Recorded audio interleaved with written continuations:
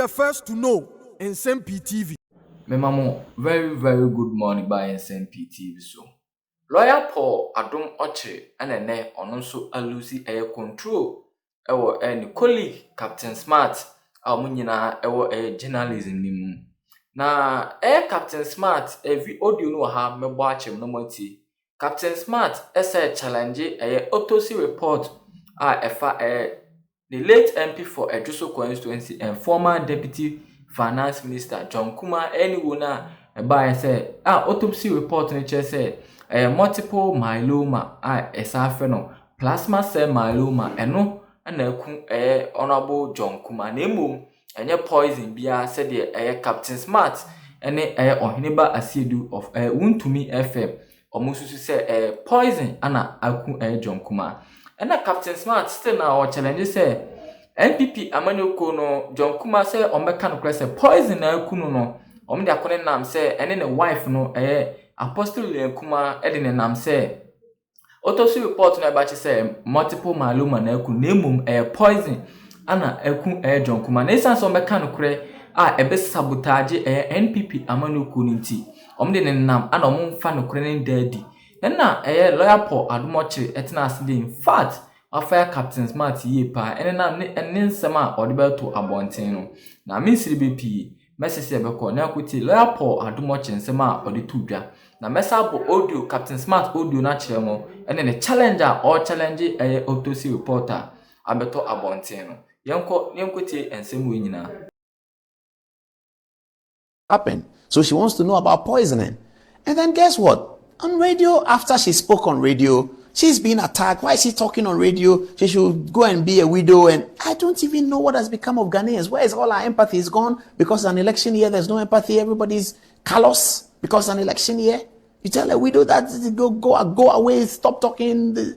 Have you put yourself in his shoes? The point about empathy of our culture in Ghana, why we die when somebody cries, it's not so much that we know the person, it's that we put ourselves in the shoes of the family who have lost the person. That if it was you, how would you feel? That's why people cry at funerals. That's the empathy. It's a culture of our people. Where has it gone to? Because it's election year, because it's politics, because it's the radio politics. Anybody talks to the widow anyhow? Have you put yourself? She were your sister, she were your auntie, she were your mother, she was your sister's friend. Is that how you talk to her? Because you are telling people that her husband is being poisoned, and she says that's not the facts that are available to me. The facts available to me are not about poisoning. Listen to Captain Smart's response to her this morning. Listen to it. He said, number one, what I was here, so terminal ailment, but your terminal ailment, you know, terminal joke when I was hired and I said, you be the man in here. Onia Machio. What's that when I was someone on Adriane? Onia. It's a mammy granny. Walk over John Kuma, no was hired. Some quiet interview. To just we are the new been a comment. And now, sir, who worry New Year, Yano? And a mummy and one quent to Onuno, Onyas hired, maybe so. Onia. Beneti way, menya carpenter.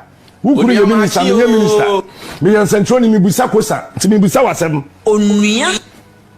And a John Kuma, a me tax near the Tianica. Onia. Ghana for tax near the Tianica. And a war would be. Onia Machio. It's it, man, men me feed you.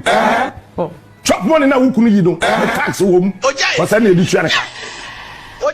Timebusao, whistle terminal ailment, terminal illness, terminal disease, and a kuno. Money. Pacho, who want to know what's higher? And I wouldn't movie. And then I mentioned, and I do, I don't take shot, take madness. That he won't want John Kuma. Only no was terminal ailment. Onia Machio. Then Onya, what I'll bet me actually Ghana for. I get that. Because when I was here, someone in the Tembia, baby, or could be account, and so Tamalani Kumase, no, can't quit now when you hobby. I get that.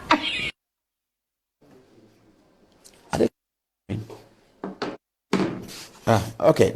Well, so viewers, you heard it. Is that the proper way for a journalist to talk to a widow, or because it's an election year, A widow says, my husband died from a terminal illness diagnosed in 2023, and then you're asking her she should come back and do an interview and tell what food he ate before he got the terminal illness. What is the meaning? Is that the media that we are happy about? Is that the media that we're happy about? Media that doesn't do critical thinking, they just peddle gossip. That's media.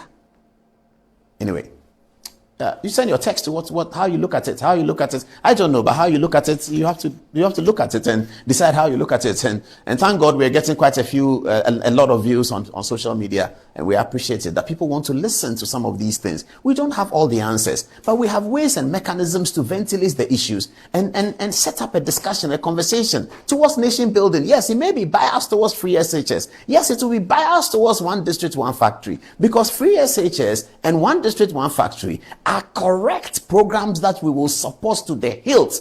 That's not politics. That's policy. That's not politics, it's policy. That's what journalism is about. But what is this? Ignore the set of facts, develop your own set of facts, and then you channel a narrative out of that because it suits a certain political party. They are happy about it, and nobody's talking about the standards that are being crucified in journalism.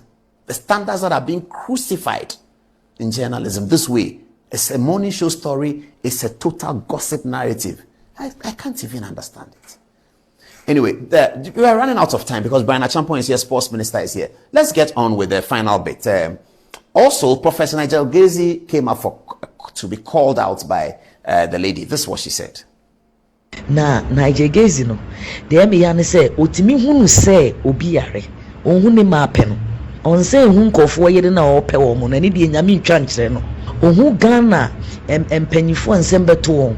Ono ani fie na odi ma asem ama na yere fili ono ndi ohun ye. Eni di ohun ye. Me am say busane se de nti an church obeko bia na yapam no. Baby obedru bi okofo obi yere. Enye obi say I'm a woman of God. Min gina radio so eni sa de no. Me gina yam Nigel Gezi is not a prophet. A fake man of God, a cheap liar, and a womanizer.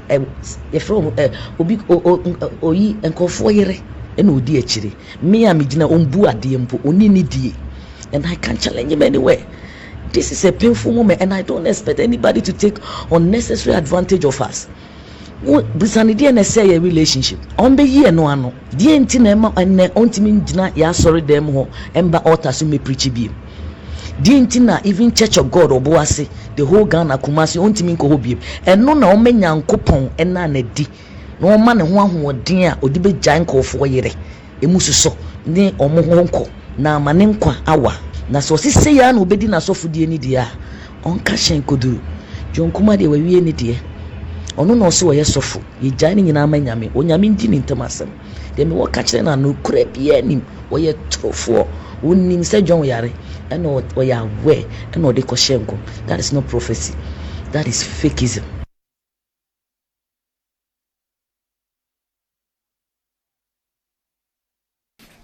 What can I say? What can I say? What can I say? Let's hear what you are saying. Fatih, what are people saying? Tell it to who? Well, to the market. Anyone. I see. But what then happens is that most of our farmers don't have access to credit. Mm-hmm. So that 850 Ghana cedis that the farmer will have to use to purchase the fertilizer, mm-hmm. they have to now go to unorthodox lenders to borrow. And the minimum that you can get around that corner is about 50%. So you borrow 800 cedis to pay 400. 850 exactly. Okay, so you pay 800 plus 400. 425. Yeah. You know, you're paying about 1,275 in the end. That will be your total cost, principal and interest. Yeah. That is with the subsidy. Mm-hmm. Okay, you're going to pay about 1,275 with the subsidy. Okay. Now, we are saying that, look, farmers cannot afford that. They do, at the end of the day, they don't retain more for their effort. Okay, and they are not able to expand their farms because they have to go and borrow huge sums of money to engage in agriculture. And this is a cycle that has gone on for far too long. So we say, okay, no, don't worry about it. We are government. We're losing money because we are subsidizing the Poladum fertilizer at 850. Meanwhile, that same Poladum fertilizer, if you go to, let's say, Togo, is 1,000 Ghana cedis. If you go to Burkina, it's 1,000 Ghana cedis. If you go to Cote d'Ivoire, it's 1,000. That same brand of fertilizer, but in Ghana, it's 850. So what happens? You give the fertilizers to the farmers, and guess what? They cross the border and they make their buck. They don't even bother planting. And that is what a lot of Ghanaians were complaining about, smuggling of fertilizer and that whole. So what you give the farmer is fertilizer and seeds. And you get it from the guy. Yes. You give it to the farmer will pay the guy some of it, you pay the rest. Yes. But the farmer gets his fertilizer. Yes. Okay. And then some of the farmers, not all of them, will now, or the dealers in between, will now pick it at that subsidized rate and then go next door and sell it for the real rate. Exactly. Make the margin. So guess what? Who wants to do farming when I can get 15% from government and go and just sell it overnight and make my money? So we're not getting the output, which is a crop that government intends to get to feed the country. So we say, okay, don't worry about it. The farmer is suffering from all this borrowing. He's not able to expand his farm. The government is losing money. So to get around that, we said, okay, we are going to organize a private sector person called Kofi Menu to give you the seeds and the fertilizer at 1,000 Ghana cedis. Okay, we'll give it to you at the maize seed and the fertilizer. And the fertilizer. Okay. We'll give it to you at 1,000 Ghana cedis. Go and plant it. At the end of the planting season, just pay us back the same 1,000 that we have given you. Okay, and pay us back in crop. So we will come to your farm and take maize equivalent to 1,000 Ghana cedis. Okay. So who owns that maize? The private person? Yes, because we took somebody's seed and fertilizers and gave it to you. Somebody's machinery and gave it to you. So when we take that commodity, maize, we bring it back to the warehouse where the market queens, the aggregators, the market queens, the off-takers, which is the industry players, will all come and pick the maize from there and now bring it to market. So if you're a market queen, for example, in Accra, you don't have to go to Sisala to buy the maize and then come and add your distribution margin and all those things, which then put the cost, very high at the end. So you are told that farm gate price of maize is 200 cedis, and then in the retail it's about 500 cedis. So we are able to get the market queen to go to the aggregation center, which is in Accra, outside of in Nsem-Pii. You pick it up, you bring it to the market. We know the price range that you're going to retail it for. And then in the unlikely event that you decide that you will cheat the system, we will bring the produce to the market to compete with you, forcing you to drop your price, making sure that at least we have some stability on the food front. So you're trying to correct the age-old deficit that we've been experiencing between the farm gate price, which is always a dispute between the Ministry of Agriculture and media. Media said, no, the plantain is selling at this. Minister says, no, the plantain is this. Exactly. That's what you're trying to do. But we're correcting a lot of things in the value chain. First of all, we're correcting the credit issue that farmers don't have access to. Okay, by giving them the input credit. And we are able to recover.